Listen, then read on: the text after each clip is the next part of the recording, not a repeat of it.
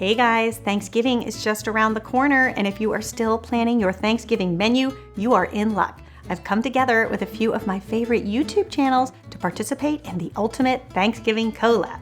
So after my video is done, be sure to stick around and watch the rest of the videos in this playlist, and you will find some fantastic recipes to make your Thanksgiving feast really sing. And for my part, I'm bringing dessert, and I'm going to show you how to make some delicious pumpkin creme caramels.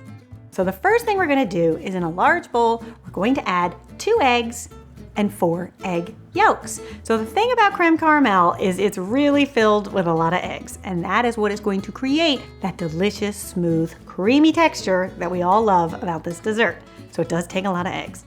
Then you're going to add 3 tablespoons of sugar, a half a cup of pumpkin puree, a 1/4 teaspoon of pumpkin pie spice. Now, here in the States, around this time of year, we all love our pumpkin pie spice. It comes in one jar and it's filled with lots of fall spices. But if you live outside the United States, I know that can be hard to find. So you could swap it out with cinnamon, or you could do half cinnamon and half nutmeg with a dash of cloves, and that would basically give you the same type of taste. Then we also want to add a little bit of salt, about 1/8 of a teaspoon, and then you can just whisk that all up until it's nice and smooth and combined. Then we're also going to add a cup of milk and a half a cup of heavy cream. And you can whisk that up until combined.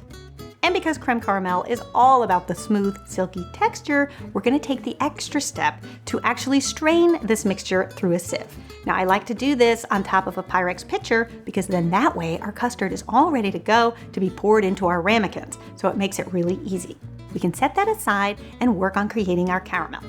Now, it can take a little bit of doing to create caramel, and it does take some practice, but you'll be okay if you follow my foolproof tips. So tip number 1 is take out a large saucepan that has a good surface area, because we are going to add 1.5 cups of granulated sugar to this and melt it. And if you have a pan that has a large area, it's going to be a lot easier to melt than if you have a little pan with a small area. Then we're going to set our sugar on medium-high, and then we are going to stand there and watch it. This is tip number 2, and it's very important because caramelizing sugar can be dangerous, and it's not the time to multitask. It can go from really beautiful and amber to burnt and a big mess very quickly. So you do want to stand there and watch it. Then as the sugar melts, you'll start to see along the sides, it'll start to become translucent. That's what you want. As it begins to melt, it'll also sort of turn amber brown. Once it starts to smoke, and that can happen as the sugar starts to heat up, just take it off the flame. Don't turn the flame off, just lift it up and start to swirl it around. And that way it will allow all of that sugar to start to dissolve and melt. You don't want to stick a fork or a wire whisk or anything into the sugar because it is so very hot, it'll just stick and become a real mess. So just stand back, let it swirl until it's completely melted and caramelized. Once your caramel is done, you can take it off the heat and just set it aside for a second. Then in a large roasting pan, you're going to add your ramekins.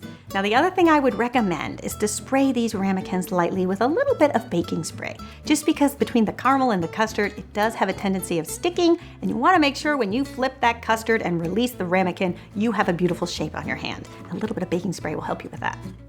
Then you're going to take that hot caramel and pour it into your ramekins, about 2 tablespoons each. Then you're going to go back to your pumpkin mixture and you're going to pour that on top. Then we're going to take our tray and put it in the oven. And then we are going to create a water bath, or a bain-marie as it's called. And this is really important because we want to make sure that those caramels cook at a slow, even pace. And a bain-marie will really help with that. So you can take some hot water that you've boiled in a kettle, and you can just pour it into the pan slowly, just until the water rises up about halfway to the ramekin. I like to do this in the oven because then that way you're not having to juggle a pan that's filled with custards and hot water. Yeah, that's not good. So just do it in the oven and it'll be a lot easier. Then you're going to bake your custards for 25 minutes. And at that point, you're going to check them. They might just jiggle a little bit in the center, but they should be completely set. And if they are, then it's time to take them out. Allow them to cool down slightly. And once they're completely cool, I then take my roasting pan, dump the water out, put the ramekins back into the roasting pan because it makes it really easy just to take that whole tray and pop it in the fridge. The best part about this dessert is this can all be done the day before. I will say it's even better the day before because as that hot caramel sits in the ramekin, it starts to become syrupy and smooth with the time that it's spent in the fridge. Then on Thanksgiving, when it comes time to serve, all you have to do is take a knife, score it around the ramekin just to loosen the custard. Then take your serving plate, put it on top of the ramekin, flip it, give it another little wiggle, et voila, creme caramel. Then to garnish, because it is Thanksgiving and we do like to be a little bit over the top this time of year, I like to top it with some homemade whipped cream and of course some chopped candy pecans. And you will have one fantastic looking dessert on your hands that you made all the day before. I love this dessert because it's really such a delicious, decadent thing to have, especially on Thanksgiving when things are just decadent and delicious all the way around. I also think it's so easy because it can all be done the day before. You don't have to futz around with any pie crust or dough, and it's kind of just a nice twist on the traditional pumpkin pie. So I hope you guys give this one a try and let me know what you think. And I also hope you'll stick around to watch the rest of the videos in this playlist. There's some other terrific recipes from some of my favorite channels that I think you guys will love. All right, I will see you back here next week when we are gonna tackle the turkey. I'll see you then. Bye.